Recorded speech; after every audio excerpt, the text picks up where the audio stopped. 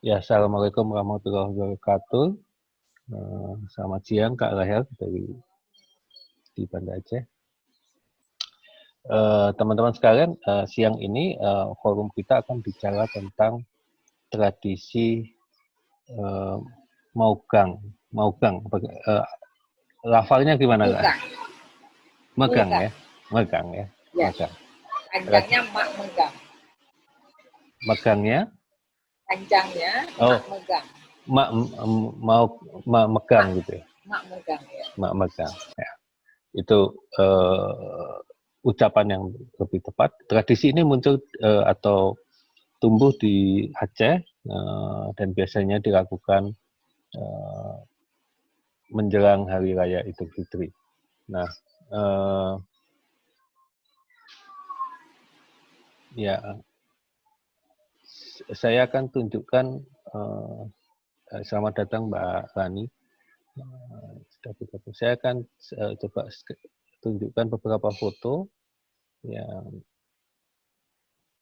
terkait dengan itu.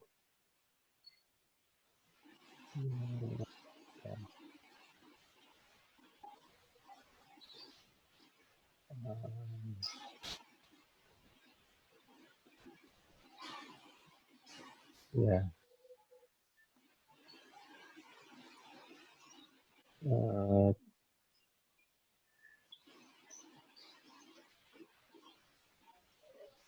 ya ini foto yang dibikin oleh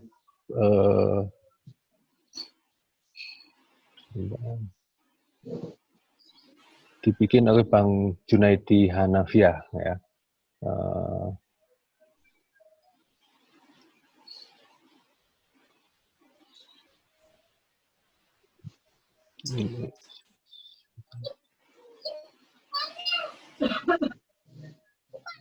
Lalu saya ambil foto yang lain lagi.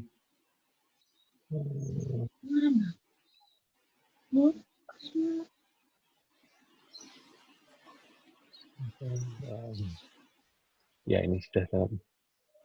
Saya screen. Cuma bertiga. Buset, partisipan mek telu. Iya Rani. Mbak Rani di mana ini? Ya ini foto-foto. Lagi di Timika. Oh, lagi di Timika. Itunya nggak di-share publik ya kemarin. Apanya? Pengumumannya. Oh, di Facebook. Udah tak ubah. Oke. Yang soalnya bagus. Ya, ini foto-foto yang dikarya Bang Junaidi Hanafiah yang juga suami dari Kak Rahel. Ini keramaian kalau menjelang Idul Fitri, pasarnya ramai semacam ini. Lalu ini juga. Nah, saya kira ini beda tempat. Lalu ini bagaimana proses jual beli daging. Nah, ini juga bagaimana ketika pedagang memotong-motong daging itu. Ya, itu sekilas gambaran. Nanti mungkin Kak Rahel Fajri bisa menjelaskan. Sebelumnya saya kenalkan dulu, Kak Rahel Fajri ini sehari-hari adalah Direktur Eksekutif di Kata Hati Institute. Nah, nanti mungkin Kak Rahel bisa cerita apa itu Kata Hati Institute. Wah. Kalian memperkenalkan. Yes. Ya, baik, silahkan waktu saya berikan ke Kak Rahel. Baik, terima kasih. Ini panggilnya Bang atau Mas? Ya, boleh. Bang juga boleh. Ya. Bang. Jadi saya Rahel Fajri, sehari-harinya Direktur Eksekutif di Kata Hati Institute. Jadi Kata Hati Institute itu lembaga yang concern di isu demokrasi dan tata kelola pemerintahan. Ya, ngomong megang secara tidak langsung nggak akan connect gitu kan, tapi secara ngomong tata kelola pemerintahan itu dan saya juga masyarakat Aceh yang paham bahwa konteks megang itu sebenarnya juga relasinya nggak jauh dengan tata kelola pemerintahan. Kenapa? Karena sejarah megang itu sendiri atau mak megang itu sendiri itu bukan hanya lahir hari ini atau hanya begitu saja, tapi itu hadir di saat masa kerajaan Aceh dulu. Saya pikir hampir semua orang yang pernah baca referensi Aceh tahu yang namanya Sultan Iskandar Muda. Tahu Sultan Aceh yang terkenal dalam beberapa sejarah dan referensi itu ditulis oleh Lombard juga, ditulis juga oleh Snow dalam bukunya tentang Aceh. Ada banyak referensi tentang Iskandar Muda. Para penulis sejarah ini, walaupun kepentingan mereka berbeda-beda, ada intelijen untuk negara yang sangat perang dan lain-lain, tapi mereka cukup menulis tentang Aceh sehingga kita punya referensi tentang mak megang salah satunya. Jadi saat itu Sultan Iskandar Muda menghimbau membuat sebuah aturan lah di saat menjelang hari raya, menjelang hari raya Idul Fitri, puasa dan Idul Adha, itu ada kebijakan kerajaan untuk menyembelih lembu, sapi, atau kerbau untuk dibagikan kepada fakir miskin. Kenapa? Ini kan suasana menyambut hari besar. Kemudian fakir miskin, janda, dan orang tidak mampu pada saat itu kan seharusnya menjadi perhatian negara. Jadi kalau istilah kerennya sekarang negara hadir. Negara hadir untuk masyarakat miskin dan tidak mampu. Jadi daging itu disembelih dan itu dibagikan melalui ule balang. Ule balang itu apa ya? Kalau sekarang setingkat gubernur, bupati seperti itu. Jadi itu dibagikan untuk membuat semua orang bisa menikmati hari bahagia itu. Jadi ya bisa disebut pesta lah. Dengan membeli sapi dan itu dibagi-bagikan. Dan kemudian sampai sekarang itu menjadi tradisi yang diikuti oleh, yang dilakukan oleh masyarakat Aceh secara turun-temurun di semua wilayah. Walaupun ada beberapa wilayah seperti wilayah tengah, Aceh Tengah, dan itu mereka mengelaborasi dengan budaya setempat, misalnya dengan ada tambahan makanan khas daerahnya seperti itu. Itu gambaran umumnya lah seperti apa megang itu. Dan ini menjadi pengakuan negara Indonesia tahun 2016 itu kan dimasukkan dalam daftar warisan budaya tak benda 2016 sebagai warisan budaya Indonesia.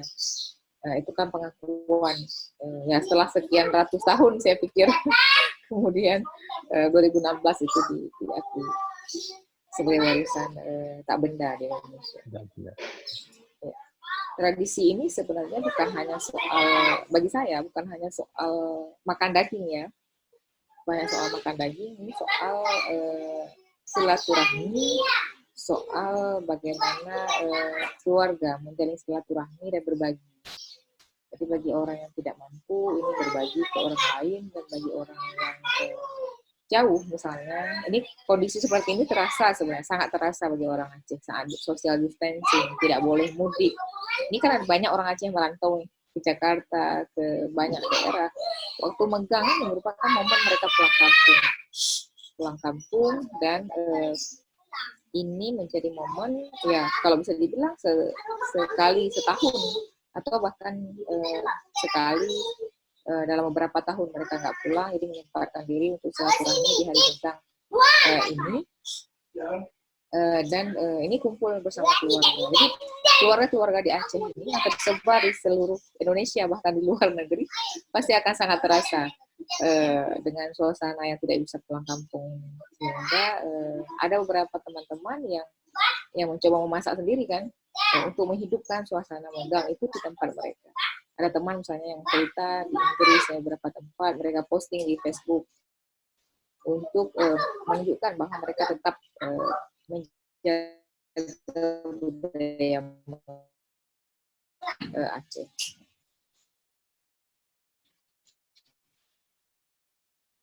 Ya, saya mau tanya nih, Kak, kalau itu dagingnya memang hanya sapi ya, atau kambing juga? Biasanya umumnya sapi dengan kerbau, kambing juga ada. Kerbau. Ya. Nah, ini kan kalau dalam itu ada kan itu semua dikumpulkan di masjid kemudian dibagi. Apakah mekanismenya sama? Itu kurban kalau Idul Ya, Adha. korban ya, maksudnya itu. Ya, kurban Ya, itu, itu. ya. Ya, kalau mak megang ini gimana? Mak megang itu biasanya kan kalau yang umum, secara umum itu orang membeli hari ini itu kita menyebutnya megang pertama atau megang pegawai. Megang pegawai itu orang pegawai negeri biasanya megang itu hari ini. Jadi bagi masyarakat umum yang bukan pegawai negeri itu megangnya besok secara umum. Jadi orang datang ke pasar yang seperti gambar tadi ditunjukkan, orang datang ke pasar kemudian mereka akan membeli daging. Kita semua ya, bukan mereka, saya juga soalnya. Jadi kita semua membeli daging, kemudian masak dengan berbagai menu khas Aceh, kari, sirebuh dan lain sebagainya. Ada yang rendang. Jadi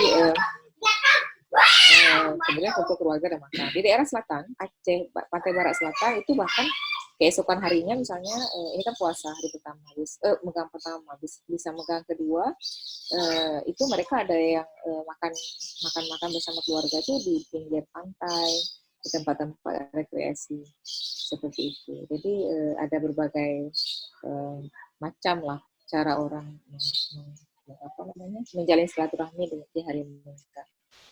Terus kalau di desa itu di tempat misalnya di Menasah, di Aceh menyebutnya Menasah atau kantor desa itu diumumkan di Menasah orang untuk mengambil dagingnya seperti itu. Jadi per kakak misalnya kepala keluarga ada satu tumpuk dagingnya, biasa tumpukan daging kalau dibagi itu bukan kilogram, bukan ukuran timbangan, tapi satu tumpuk itu lengkap, ada daging, ada tulangnya, ada hati dan segala macam. Jadi sampai babat bahkan. Jadi, itu dibuat pengumuman di desa dan diambil. Di Menasah itu desa. Kalau di Aceh kemudian itu ada juga mukim misalnya. Mukim itu struktur di atas desa tapi di bawah kecamatan. Nah, jadi satu mukim itu minimal 4 desa, 4 Menasah. Jadi biasanya juga ada sistem per mukim, juga ada sistem per desa atau Menasah. Kemudian ini juga di kemudian hari selain itu menjadi sejarah di masa kerajaan dan kemudian diteruskan itu menjadi simbol saya menyebutnya kayak marwah kepala keluarga itu dalam menyediakan makanan yang setahun 3 kali ini ya. Tahun 3 kali untuk keluarganya. Jadi kepala keluarga itu misalnya bekerja sepanjang tahun, kemudian pasti akan berpikir ini cukup untuk megang atau tidak.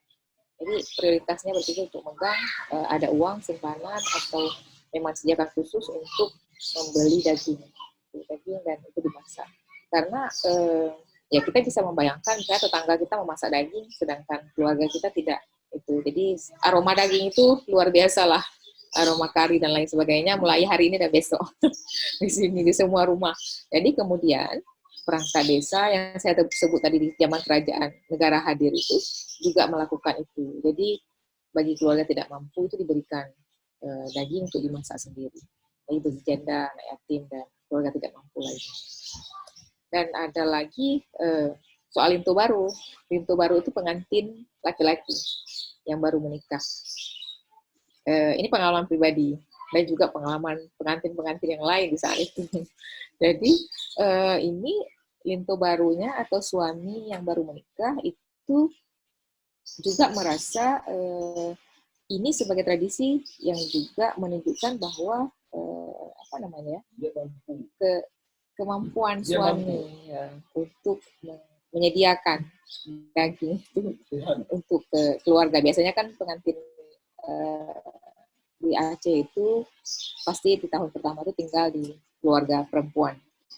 Jadi dia mampu membeli daging untuk istrinya dan keluarga. Jadi pagi itu, dan itu di megang pertama biasanya suami ini atau pengantin baru, linto baru kalau menyebutnya itu bukan hanya membawa daging 1 atau 2 kilo seperti itu, tapi juga membawa gula, membeli gula, sirup. Kalau di Aceh kan terkenal dengan sirup cap patung itu, sirup merah itu, terus kemudian gula, teh, seperti itulah. Jadi selain daging itu tahun pertama. Tapi di tahun selanjutnya, ya daging itu tetap menjadi yang utama dibeli dan oleh laki-laki di Aceh atau kalau keluarga lah. Jadi itu suasananya. Dan tadi pagi saya melihat di beberapa ruas jalan di Aceh sudah mulai ada daging, orang jualan daging. Ya, esok pagi mungkin akan lebih banyak lagi. Subuh biasanya, setelah salat subuh jam 6 subuh orang sudah mulai sudah mulai keluar rumah dan menuju ke tempat-tempat yang disediakan di pasar tradisional seperti itu sudah ada. Tadi disebutkan ada memegang PNS sama bukan, itu gimana itu tadi? Iya, itu biasanya menyebutnya pegang pegawai ya di sini. Jadi hari pertama megang biasanya pegawai negeri itu kan sudah mulai libur. Jadi itu mereka sudah mulai, biasanya mereka yang duluan membeli. Keesokan harinya orang-orang swasta, ya walaupun banyak juga orang-orang yang kerjaan swasta kemudian membelinya pada hari ini ya, pada malam pertama. Tapi istilah itu mulai dikenal di banyak kalangan bahwa megang pegawai dan megang biasa.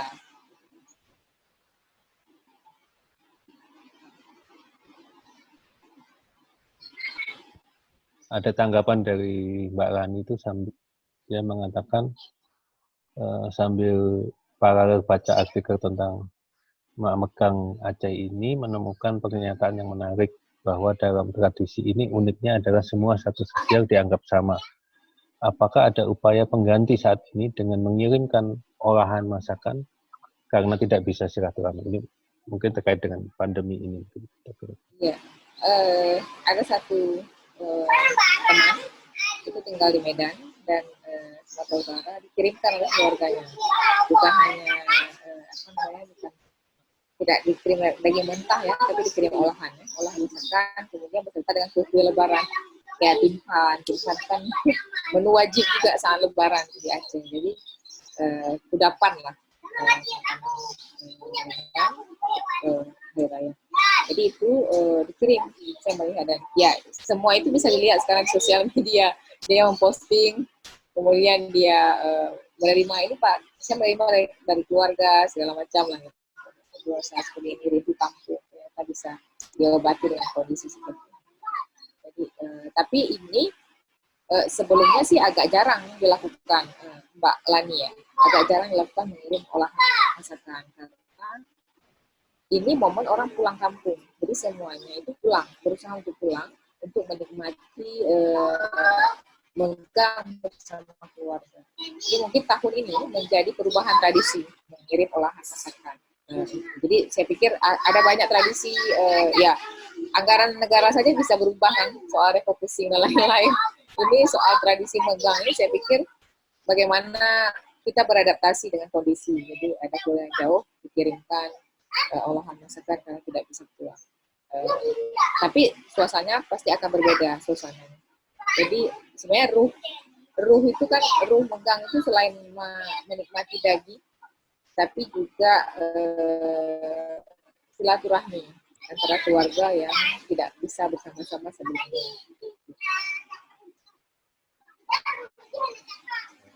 Kak, tadi kan dijelaskan waktu zaman Sultan itu perintah dari Sultan dan kemudian Nah, sekarang setelah menjadi zaman republik begini, apa peran yang dilakukan gubernur atau bupati, wali kota?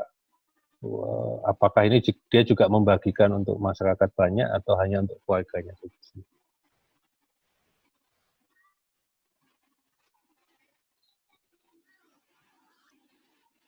Ya, secara konteks provinsi, gubernur sebelumnya itu pernah mencoba menjaga kestabilan harga daging. Jadi dengan mengimpor daging dari negara lain, Australia misalnya mengimpor daging agar harga bisa stabil. Karena begitu megang, ini harga daging itu bisa 160, bisa 200 ribu per kilogram. Jadi orang Jakarta nih pasti senyum-senyum nih, nggak ada daging begini harganya. Jadi daging sapi itu di Aceh bisa megang puasa kemarin itu di daerah Pidi itu 200 kilogram, 200 ribu per kilogram. Di daerah saya ini di Aceh Besar, tempat saya tinggal, itu 160 ribu per kilogram. Tulangnya itu, saya jadi pakar daging 60 ribu per kilogram gitu ya. Jadi itu periode gubernur sebelumnya itu diupayakan dengan impor daging sapi dari negara lain. Tapi orang di Aceh kebanyakan itu tidak suka daging impor. Jadi rasanya itu agak-agak berbeda dengan yang biasa kita konsumsi ya.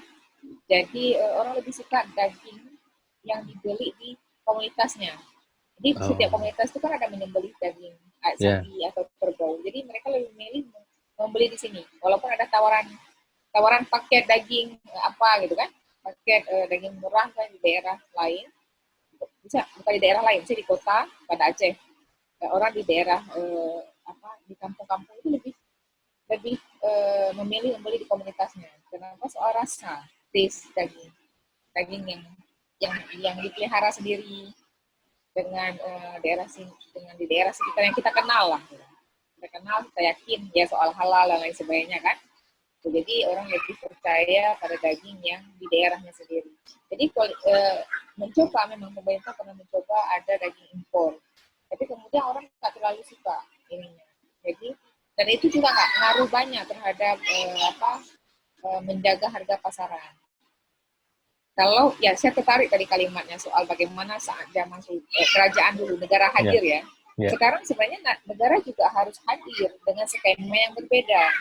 Jadi misalnya harganya yang gila-gilaan 200 ribu per kilogram. Jadi kalau bisa pemerintah hadir itu dalam menjaga kestabilan harga. Saya dulu saat yang nggak megang 120, tetap seperti itu. Caranya apa?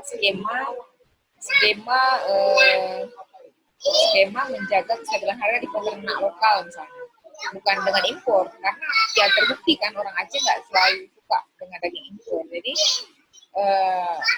dihidupkan ekonomi peternak lokal, misalnya didukung melalui UMKM atau sekarang ada BUMD ya, BUMD. Kalau di Aceh menyebutnya BUMD soalnya. Gampung ya. Berusaha milik gampung. Jadi itu bisa dihidupkan melalui itu. Jadi otomatis perkiraan misalnya akan ada 100 lembu atau 100 ekor kerbau yang akan disembelih setiap megang misalnya. Itu pemerintah harus berpikir ke depan seperti apa akan mencukupi itu, apakah skema BUMDes dan lain sebagainya kan. Jadi disitulah negara hadir menggantikan fungsi yang dulu disebutkan oleh Snook atau Lombard dalam buku mereka, bagaimana Sultan Aceh dulu menghidupkan tradisi ini. Dulu skemanya berbeda kan, kerajaan hadirnya dengan langsung membagikan melalui ibu-ibu lebalang. Tapi sekarang skemanya ya bisa melalui desa, bisa melalui ini. Jadi skemanya tetap negara hadir saya pikir, karena ini soal tradisi dan soal kewajiban pemerintah dalam hal ini negara menjamin harga tetap stabil. Dan ini akan memudahkan, terutama ya kondisi seperti ini kan, kondisi yang semua orang menjadi rentan. Ya kita tahu lah mana ekonomi kita terpuruk kan. Tapi saat ekonomi terpuruk dan saat saat tadi bahwa kita menjaga tradisi, kan ada dua kondisi yang harus sangat diperhatikan. Orang karena ini menganggap tradisi dan menganggap ini soal marwah, kemudian kan akan berusaha mati-matian agar bisa menyediakan daging gitu kan, daging di hari Megang 3 kali loh setahun, puasa, hari raya, hari ini kan untuk hari raya besok, lusa, terus sama hari raya Idul Adha sekali lagi. Ya walaupun Idul Adha di hari raya Idul Adha kedua biasanya itu ada sembelih daging kurban, tapi di Megang orang tetap akan beli daging untuk Megang. Jadi tradisi ini tetap ada, walaupun ini 2 hari lagi orang akan dibagikan kurban lah bagi orang tidak mampu juga ya. Ya, tapi mereka tetap mengusahakan ada daging Megang. Karena kan suasananya akan berbeda, makan di Megang dengan makan di hari yang lain. Ya walaupun kita juga makan daging di Maulid di Aceh misalnya kan bisa 3 bulanan itu Maulid Nabi. Itu di daerah lain mungkin nggak seperti itu ya. Kita bisa 3 bulanan, Maulid awal, Maulid tengah sama Maulid akhir. Itu kan suasananya kenduri terus, kuah belangong kalau pernah dengar. Kuah belangong itu kan selalu ada di kenduri Maulid Nabi itu. Bisa 3 bulan di Aceh loh kenduri itu. Jadi orang makan daging juga kan, masak kuah belangong itu dibagikan kan. Tapi nuansa Megang itu memang berbeda. Kalau Megang ini berarti ketika itu kurban juga ada, menjelang itu kurban juga ada Megang. Ya ada Idul Adha. 3 kali kita Megang. Ya. 3 kali tadi sebelum puasa, awal puasa. Ya. Ini raya buat Idul Fitri dan Idul Adha. Nah, kalau jenis masakannya ada yang khusus nggak, harus masakan apa ketika Megang atau tergantung? Ya, biasanya khusus di beberapa daerah, umumnya sih masak kari. Kari dengan segala rempah-rempah itu, rempah-rempah yang agak mirip India gitu kan. Kalau orang mungkin agak familiar kalau jelaskan ini makanan India gitu. Tapi ada sirebo. Sirebo itu khas Aceh besar. Sirebo itu dia dimasak dengan cuka. Dan ini biasanya dalam dalam gerabah dimasaknya. Jadi nanti bisa dicek juga gambarnya gerabah. Jadi itu semakin dia dipanaskan, mungkin dimasak hari ini, nanti dipanaskan untuk nanti malam, untuk besok. Jadi semakin dia berminyak itu semakin enak rasanya. Itu jadi lagi puasa kita ngomong makanannya. Tantangan luar biasa. Soalnya kami belum masak lagi, besok kami baru. Kami karena bukan pegawai negeri, jadi besok baru. Jadi besok orang akan masak itu. Jadi biasanya khas itu biasa. Tapi seiring percampuran budaya, orang juga sudah mulai ada yang memasak rendang dengan daging. Jadi sesuai dengan asimilasi budaya lah. Sudah ada percampuran, sudah ada yang beberapa yang memasak steak juga, berbentuk steak gitu kan. Tapi yang kecap, kalau kami menyebutnya masak kecap, kalau istilah kerennya steak lah. Jadi masak kecap, kemudian yang khas tadi itu kari sama sirebo. Ada yang digoreng, ada yang kalau sekarang agak-agak lebih modern lagi, ada daging yang dimasak dengan apa itu istilahnya? Kayak dimasak ayam tangkap.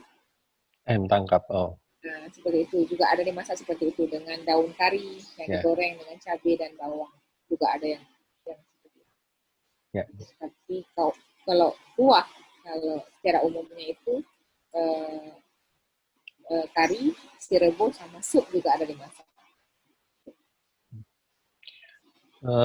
Kak, itu kalau saya cuma memastikan saja. Jadi ketika sudah memberi daging itu dimasak dan dimakan bersama pada keluarga inti ya, atau keluarga tidak dalam keluarga besar ya, tapi keluarga inti ya. Keluarga inti atau keluarga besar yang tadi pulang itu. Ya. Jadi kan pulang, misalnya ada keluarga besar pulang ke rumah nenek misalnya, ke rumah ibu gitu. Jadi atau ibu mertua, jadi semua pulang ke rumah itu di situ. Gitu. Nah, kalau di kota seperti di Banda Aceh atau di Aceh Besar, kan ada yang keluarga tidak mampu gitu ya. Kalau tadi di apa di desa itu kan ada yang mengolah. Tapi kalau di kota ini siapa yang membagikan untuk mereka yang tidak mampu nih daging tadi ya? Iya, juga ada di kota kan juga ada struktur pemerintahan desa seperti itu. Di kota-kota juga dilakukan. Ada tradisi yang membagikan itu, membagikan daging ikan. Gampong tadi ya. Iya, gampung. Walaupun di kota struktur pemerintahnya tetap sama disebut Ya, sama. gampung. Untuk terkecilnya, ya walaupun di kota Banda Aceh misalnya kan itu pemerintahannya disebut wali kota, tapi struktur di bawahnya tetap sama, ada kecamatan dan gampung. Jadi hampir sama lah ininya mekanismenya. Pembagian di kota mungkin akan tradisi mekanismenya akan berbeda dengan kupon misalnya. Dengan kupon yang diambil sehari sebelumnya atau dibagikan kemudian diambil. Tapi kalau di kampung-kampung rata-rata ya dengan pengumuman di Benasah di desa-desa, di balai desa, di kantor desa lah. Orang akan ada pengumuman sehabis salat maghrib misalnya, besok akan ada daging kurban. Daging kurban, akan ada daging megang. Ini kan ada setelah makan bersama itu kan ketika buka ya, kemudian ada tradisi ritual ibadah tertentu atau bagaimana yang membedakan dengan puasa yang lain maksud saya, sama saja ya? Karena kan nggak ada kalau ini kan memang pesta sebenarnya. Kalau kita ngomongnya memang pesta, makan dan silaturahmi bertemu keluarga dan berbagi. Jadi nggak ada ritual yang lain, nggak ada. Misalnya kalau di daerah Sumatera Barat, saya dengar cerita beberapa teman itu menyebutkan mereka ada mandi, ya, mandi dengan sejumlah kembang-kembang seperti itu. Mereka melakukan itu sehari sebelum hari raya, misalnya, sehari sebelum puasa. Kalau kita melakukan tradisi, dan kebanyakan tradisi Aceh itu memang makan-makan, memang makan-makan. Jadi ya, kalau bahasa Acehnya kita kenduri udek itu hidup orang muda, perkawinan itu makan-makan. Kemudian orang meninggal juga, artinya bukan kita tidak menghormati orang meninggal ya, tapi ada peringatan hari ketiga kematian orang meninggal, hari ke-7, hari ke-5, hari ke-40, bahkan 100 hari nanti, itu kenduri memang. Kenduri juga kalau orang kaya atau orang mampu, orang berada itu hari ke-11 biasanya memang membeli daging juga untuk mengundang kembali orang-orang yang datang dan makan. Jadi ya kenduri hidup dan kenduri mati lah bahasanya. Jadi kenduri hidup dan kenduri mati itu, peringatan hidup dan mati itu di Aceh itu kenduri. Bahkan kelahiran ya, kelahiran. Bukan dimulai dari kelahiran, dimulai dari 7 bulanan. 7 bulanan saat ibu hamil, itu juga ada kenduri.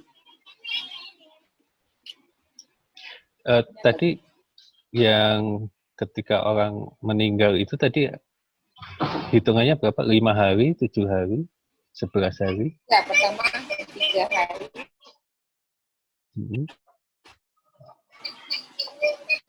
Hari ke-3, hari ke-5, hari ke-7, hari ke-11. Di beberapa daerah ada hari ke-14, ada hari ke-40, kemudian ada hari 100. 100. Oh, ya. Kembali ke keluarga inti, ketika makan bersama itu ada nggak bagian-bagian khusus yang mungkin untuk kepala keluarga atau dari? Ada beberapa daerah yang kepala ya, kepala kerbau, kepala sapi atau kepala apa namanya, kepala kambing. Jadi makanan khusus kepala keluarga. Memang dimasak khusus. Dan saudara saya di daerah Pidi itu mereka saat hari megang itu khusus memang memesan kepala sapi yang dimasak. Jadi mereka nggak itu dikonsumsi oleh semua keluarga. Kan ada juga daging-dagingnya di dalam, bukan hanya tulang. Jadi mereka lebih membeli daging yang berbentuk dari kepala sapi atau kerbau itu dikonsumsi. Yang berbeda tergantung selera orang dan kemampuan membeli, karena harga kepala itu bisa lebih mahal daripada harga daging. Ya, karena lebih sedikit ya. Ya, jadi lebih mahal kepala. Tradisi ini memang tadi sudah disebutkan di awal, memang di seluruh Aceh ya, baik di pesisir maupun di gunung ya. Iya. Sama. Di Melampau juga ya. Di Melampau juga. Dipadukan kan. Di Lampung daerah Pantai Barat yang saya sebutkan tadi itu. Mereka sebagian ada yang makan itu daerah pantai. Ini udah selesai masak kan, itu sebelum nggak dipuasa sehari sebelum puasa ya. Pegang puasa. Jadi sehari sebelum puasa mereka masak, kemudian makan bersama-sama di daerah pantai. Kalau puasa begini enggak kan, karena nanti malam kita masih tarawih, dan malam besoknya kita akan malam hari raya, ada takbir dan lain sebagainya. Jadi tidak mengkonsumsi di siang hari pas buka puasa saja. Ya. Ini ada pertanyaan dari Mbak Lani tadi tentang soal stabilitas pangan tadi. Ya, yang pertama, apakah memang sekarang kebijakannya tidak cukup sensitif terhadap pemenuhan daging lokal? Yang kedua, bagaimana tradisi ini dilakukan oleh orang Aceh yang di perantauan dan tidak pulang? Apakah dengan tradisi ini justru yang merantau kemudian pulang? Mungkin bisa dijelaskan kembali. Ya,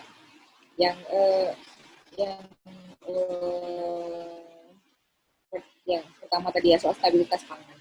Ya, sebenarnya saya mencoba menangkap pesan waktu dari kerajaan dulu hingga sekarang itu soal ketahanan pangan, juga soal ketahanan pangan. Bagaimana kemudian saat daging itu dikonsumsi dalam jumlah besar, otomatis pemerintah atau otoritas harus punya skema agar saat dikonsumsi ini kan akan dikonsumsi, sudah jelas tanggalnya, sudah jelas kapan waktunya, otomatis itu harus disediakan jauh-jauh hari, harus dipersiapkan jauh-jauh hari.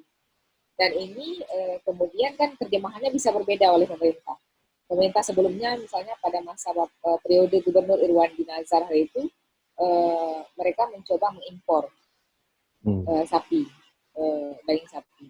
Ya menurut saya itu tidak semuanya menjadi salah, tapi juga salah. Kenapa? Karena kita punya peternak lokal di Aceh dan juga punya lahan yang sangat luas untuk dijadikan tempat peternakan sapi dan atau kerbau atau kambing. Kemudian itu tidak menjadi yang disebut tadi itu tidak menjadi fokus pemerintah untuk menghidupkan peternakan lokal, untuk menjadi satu-satunya atau bahkan menjadi prioritas sehingga mereka bisa mensuplai kebutuhan daging lokal. Seharusnya itu satu sisi ada upaya untuk mengimpor agar kebutuhan daging baik sapi maupun kerbau tadi kambing itu terpenuhi.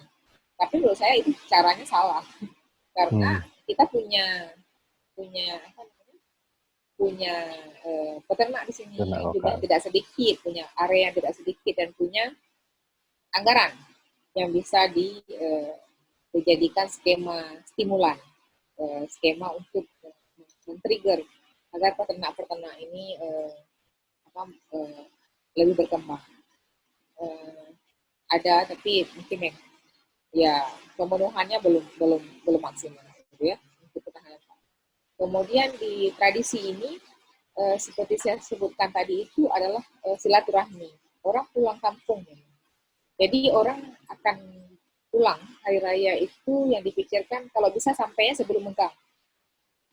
Jadi sampai ke Aceh itu atau sampai ke rumahnya di wilayah Aceh. Ada orang merantau ke Banda Aceh, jadi pegawai negeri, jadi apapun lah di Banda Aceh, pekerjaan profesi, segala macam profesi di Banda Aceh, pedagang dan lain sebagainya itu, pas pulang kampungnya, misalnya ke Pidi, ke Lok Sumawe, Aceh Utara, ke Melabuh dan lain sebagainya itu, mereka pasti akan mensiasati waktunya pulang itu sebelum megang, karena agar bisa megang bersama keluarga, Jadi otomatis kan hari raya sudah di depannya gitu kan, baik itu puasa maupun hari raya Idul Fitri.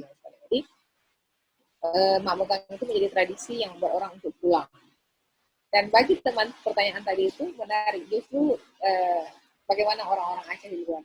Ya, orang-orang Aceh di luar itu tetap melanjutkan tradisi itu. Karena itu bisa kita tracking ya hari ini, misalnya di sosial media. Dulu kita nggak bisa tracking itu. Sekarang sosial media orang yang di Inggris, saya bilang tadi itu, ada teman di Inggris lagi melanjutkan kuliah di sana, dia meng-capture itu untuk memasak daging dan lain sebagainya. Jadi walaupun ya modif kan, tidak punya lagi rempah yang sama, tapi momen itu dia gunakan, dia capture, dia bilang masak semua. Terus teman-teman di Jakarta dan lain sebagainya. Dan perkumpulan orang Aceh, misalnya di Jakarta ada Kampung Aceh, bahkan di Malaysia ada Kampung Aceh, namanya Kampung Yan, juga meneruskan tradisi. Jadi ada banyak orang melakukan tradisi-tradisi. Saya kan orang tidak bisa lagi memasak. Di kota-kota di Banda Aceh misalnya, ini keluarga-keluarga muda ya, keluarga-keluarga muda yang jauh, misalnya tinggal di Banda Aceh, keluarga jauh di daerah pesisir Aceh atau di mana gitu. Mereka tidak tahu secara keseluruhan mungkin bumbu masakannya, bumbu karinya, bumbu sirebuh mereka nggak tahu. Saya misalnya secara pribadi, saya juga nggak terlalu hafal bumbu-bumbu itu. Kemudian apa yang dilakukan oleh pasangan-pasangan muda ini untuk tetap menghidupkan tradisi, mereka datang ke pasar-pasar tradisional membeli bumbu jadi. Bumbu jadi yang sudah diracik, tinggal beli. Kita tinggal bilang berapa kilogram daging yang kita mau masak. Itu yang menjual bumbu pasti tahu berapa takaran bumbunya untuk kilogram daging. Itu. Saya pikir sampai segitunya orang menghidupkan tradisi ini. Jadi nggak bisa mengolah sendiri bumbunya, tapi upaya menghidupkan tradisi itu ada. Jadi mereka akan membeli bumbu jadi sehingga bisa mengolah daging di hari megang. Jadi ada banyak cara menjaga tradisi ini. Dan inovasi adaptasi ya. Ya, adaptasi dan inovasi. Jadi sekarang bahkan kan ada yang banyak yang posting kan, misalnya di beberapa sosial media, bagaimana resep sirebuh misalnya, bagaimana resep kari. Jadi selain membeli bumbu tadi itu, kan kita bisa membuka sejumlah aplikasi yang menyajikan resep-resep itu untuk untuk bisa kita masak, untuk bisa mengolah di rumah kita masing-masing. Ya walaupun rasanya akan beda-beda dengan tradisi yang dengan bumbu yang pernah dibuat oleh nenek kita sebenarnya, oleh mama kita, tapi paling tidak ya lebih kurang lah soal adaptasi. Kak, tadi saya lihat di foto ya, itu kalau yang belanja ke pasar itu prianya atau perempuannya ya? Kalau tadi banyak prianya. Ya, kebanyakan laki-laki. Karena itu soal kepala keluarga kan, banyak kepala keluarga laki-laki. Ya walaupun ada kepala keluarga perempuan yang memang harus datang sendiri, membeli sendiri karena kondisi misalnya kan. Jadi kebanyakan memang laki-laki yang datang membeli ke pasar. Penjualnya juga laki-laki. Satu lagi, kalau di awal puasa juga sama, begini juga. Jadi, ya, suasananya begini juga. Hari pertama puasa ya? Enggak, megang itu sehari sebelum puasa. Oh, sebelum puasa. Sehari sebelum puasa atau 2 hari sebelum puasa. Jadi 2 atau 1 hari. Jadi di sebelum puasa itu nuansanya kita akan makan-makan di siang hari. Karena kalau ini nanti atau besok malam saat berbuka puasa. Kalau Idul Fitri siang hari. Kalau Idul Adha juga di siang hari. Karena kan tidak ada puasa lagi. Oh ya. Oke, baik. Ya. 3 kali ya dalam setahun berarti. Iya. Ya, Mbak Rani masih ada lagi yang ditanyakan? Mbak Rani tadi cuma tadi kepikir gini, kan bumbunya khas kan. Hmm. Karinya ini bisa jadi khas orang-orang Aceh aja yang muda-muda nggak seahli yang seniornya gitu kan. Nah, tapi justru di situ saya malah mikir gini, ini kayaknya satu saat perlu untuk jadi kayak produk massal yang kan kayak bumbu-bumbu jadi dijual di mana-mana gitu. Jadi kayak misalnya saya orang Jawa Kak. Saya orang Jawa dan saya tidak tinggal di Jawa, muter aja kemana-mana. Nah, satu saat mungkin saya pengen ngerasain kari Aceh yang terus misalnya saya guru, saya mungkin misalnya saya ngajar anak-anak ini loh ada tradisi-tradisi Indonesia, terus kalau misalnya ada bumbu kayak gitu dijual gitu kan lebih mudah daripada saya harus belajar masak. Iya, betul. Gitu. Ya. Ada banyak sekarang yang dijual secara massal itu bumbu basahnya yang di dekat, biasanya di dekat orang jualan daging biasanya. Sekarang tadi pagi saya lihat juga ada, besok pagi itu juga akan ada orang jualan, biasanya dekat-dekat nggak terlalu jauh dengan orang jualan daging. Dijual bumbu basah yang bisa langsung dimasak pada hari itu, diolah pada hari itu dengan daging yang dibeli. Secara kemasan saya juga lihat beberapa sih, cuman belum terlalu banyak. Dijual kemasan yang kering ya, yang bentuknya bumbu kering itu belum terlalu banyak sih dia dijual. Tapi sudah ada saya lihat ada tulisannya misalnya bumbu sirebo gitu, bumbu kari Aceh, sudah ada, tapi belum terlalu banyak saya lihat. Mungkin itu jadi peluang bisnis, peluang bisnis. Ya, seperti gudeg sekarang kan sudah ada yang kalengan kan. Iya, betul. Tapi ada satu yang sudah kalengan itu di Aceh kayak kemama. Kemama itu ikan tongkol yang menjadi masakan khas di Aceh juga. Ikan tongkol dikeringkan, kemudian dimasak, ditumis dengan bumbu Aceh dengan asam suntinya. Itu bisa disimpan tahan lama. Itu menurut beberapa referensi juga menjadi makanan atau konsumsi saat perang Aceh dulu. Jadi tahan lama dia. Di gunung segala macam dibawa. Itu bumbunya sangat sederhana. Asam sunti Aceh itu belimbing uluh yang juga dikeringkan dengan garam, dikeringkan. Kemudian dicampur dengan cabai, dengan dengan cabai rawit, dengan bawang putih, bawang merah, jahe, ditumis dengan minyak sampai kering. Jadi itu juga ada kemama itu dimasak dengan santan, menjadi kuah santan juga ada. Tapi secara itu sudah ada yang dikalengkan, kayak sarden. Sudah ada yang dikalengkan juga. Kemama itu. Produksi Banda Aceh. Produksi Aceh. Ya, produksi di Aceh sudah ada. Tapi mungkin karena skalanya masih belum terlalu ini kan. Masih antar kawan, masih belum terlalu banyak dikenal, tapi sudah ada yang kalengan juga. Saya juga sepakat dengan Mbak Lani tadi yang menyebutkan kayaknya untuk kalengan itu suatu hari akan sangat bermanfaat ya bagi keluarga-keluarga muda misalnya, atau orang-orang di perantauan yang tidak tahu di mana mencari daun kari misalnya. Jadi salah satunya kan daun kari, ada cengkeh, ada beberapa rempah lainnya yang mungkin di beberapa daerah nggak bisa kita temui gitu. Jadi walaupun ada beberapa teman misalnya yang tinggal di Jakarta itu membawa bibit kari, daun kari untuk ditanam di Jakarta di tempat dia tinggal. Itu juga ada seperti itu. Jadi ada banyak cara orang Aceh yang menghidupkan tradisi. Salah satunya menanam bibit kari, pohon kari di dekat rumah tempat dia tinggal kemudian. Jadi, atau bumbu-bumbu kari ini sebenarnya, atau bumbu sireboh ini kayak ketumbar bumbu, kayak yang kunyit yang menjadi bubuk itu kan semuanya menjadi bubuk kan lebih mudah dibawa, kirimkan gitu, lebih mudah dibawa. Jadi bumbu-bumbu itu cuman kendalanya adalah bagaimana kita meramunya kan, misalnya berapa jumlah takaran segala macam. Takarannya ya. Itu kendalanya. Kemudian bagi orang yang tidak familiar, ya saya bersedia kok mengirimkan resepnya untuk Mbak Lani. Terima kasih. Kan saya nggak tahu nyari daun karinya di mana. posisi saya Itu dia sekarang salah di satu. Timika. Oh, Timika Papua. Iya. Iya.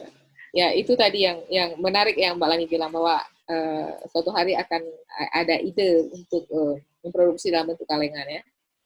Karena susah mencari bumbunya. Belum lagi misalnya cara mengolahnya pasti akan berbeda cara mengolahnya cita rasa. Dan seperti saya sebutkan tadi, belum tentu olahan ibu saya, olahan nenek saya akan sama dengan yang saya olah. Rasanya pasti akan berbeda. Iya, tangannya sama. Tangannya Ya, beda, sentuhannya tangannya beda. sebetulnya beda. Ya Kak, ini nggak terasa sudah hampir jam 3 nih di Indonesia Barat. Ini Timika udah jam 5 ya kan, udah mau buka. Saya kira mungkin kita akhiri, tapi mungkin ada pesan-pesan dari Kak Raihan umpamanya tentang bagaimana tetap menjaga atau melestarikan tradisi megang ini. Silakan. Ya, menjaga tradisi ini sebenarnya bukan hanya soal menjaga budaya makan-makan, tapi juga budaya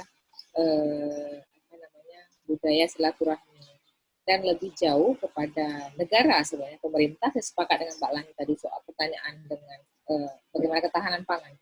Jadi ketahanan pangan secara spesifik di sini soal ketersediaan ketersediaan daging pada saat megang puasa maupun Idul Fitri dan Idul Adha. Jadi pemerintah dalam hal ini saya pikir kehadirannya adalah bagaimana memastikan ketersediaan stok dan harga stabil di pasaran. Karena biasanya kan harganya meningkat ketika momen ini ada gitu, mendekati momen ini. Jadi peran para pihak ini sangat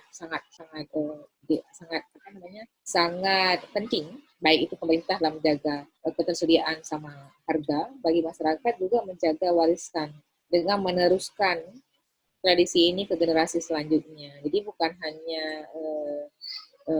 kita silaturahmi makan dan sebagainya, tapi juga bagaimana resep-resep ini, rahasia-rahasia bumbu ini juga diteruskan ke generasi selanjutnya seperti itu. Jadi kita bahagia misalnya yang tinggal di kampung-kampung, di desa-desa itu masih punya keluarga yang bisa kita tanyai begitu hari ini. Oh ini besok megang. Aku tanya nenekku lah, aku tanya omakku lah gitu. Jadi ibuku dan lain sebagainya, tante atau lain sebagainya. Jadi masih ada yang bisa tanya. Konon orang-orang yang tinggal di perantauan kan, dia tidak punya lagi orang yang bisa ditanyai misalnya, apalagi di kondisi seperti ini.